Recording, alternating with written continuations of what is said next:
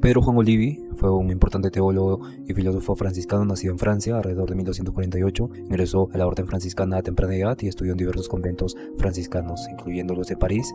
A lo largo de su vida, Olivi ganó a tanto admiradores como detractores debido a sus puntos de vista radicales sobre la pobreza, la autoridad eclesiástica y la naturaleza de la salvación. Olivi fue un defensor acérrimo de la pobreza apostólica, alineándose con los franciscanos espirituales, una facción dentro de la orden que abogaba por el regreso a la estricta pobreza dedicada por San Francisco de Asís. Su oposición a las tendencias más relajadas dentro de la orden le valió conflictos con los superiores eclesiásticos, aunque también atrajo a seguidores que compartían su visión radical de la vida cristiana. Escribió importantes tratados filosóficos y teológicos, especialmente sobre la naturaleza de la voluntad, la libertad y la gracia. En 1282 fue llamado a defenderse ante la orden, aunque algunas de sus enseñanzas fueron condenadas. Continuó influyendo en la teología franciscana. Murió en 1298 y tras su muerte sus obras fueron objeto de controversia y condenas por parte de la Iglesia. El enfoque filosófico de Pedro Juan Olivi se destacó en áreas clave como la voluntad, la pobreza evangélica, la teología mística y la epistemología. Aunque fue influido por la tradición franciscana y el pensamiento de San Agustín, su filosofía tiene características distintas: el voluntarismo y la libertad. Olivi es conocido por su énfasis en la primacía de la voluntad sobre el intelecto, una postura que lo situó en la tradición voluntarista. Para Olivi, la voluntad humana es radicalmente libre, lo que significa que los seres humanos tienen la capacidad de elegir independientemente de la influencia del intelecto o los deseos. Esta libertad absoluta de la voluntad es una característica central de su antropología filosófica y teológica. Como miembro destacado de los franciscanos espirituales, Olivi defendió una interpretación estricta de la pobreza evangélica. Argumentó que Cristo y los apóstoles no poseían nada en propiedad y que los franciscanos debían seguir ese ejemplo. La pobreza no era solo una práctica ascética, sino una imitación radical de la vida de Cristo, que debería definir la estructura y el comportamiento de toda la Iglesia. Olivi también dedicó gran parte de su obra a la teología mística y a las visiones apocalípticas. Creía que la historia cristiana estaba entrando a una nueva era apocalíptica en que el Espíritu Santo jugaba un papel más activo en la vida de los creyentes. Su interpretación de la historia y los tiempos finales influyó en movimientos religiosos posteriores como el franciscanismo radical y los vergardos. En el campo del conocimiento, Olivi desarrolló una teoría de la percepción que subraya la actividad del sujeto cognitivo. Para él, el conocimiento no es simplemente el resultado de la recepción pasiva de datos sensoriales, sino que involucra un esfuerzo activo de la mente para captar y procesar la realidad. El tratado sobre la pobreza evangélica que Pedro Juan Olivi desarrolla pone en manifiesto las ideas sobre la pobreza apostólica y el papel que ésta debe desempeñar en la vida de los cristianos. En esta obra argumenta que Cristo y los apóstoles vivieron una vida sin posesiones materiales y que este modelo debe ser imitado por los franciscanos y extendido por toda la Iglesia.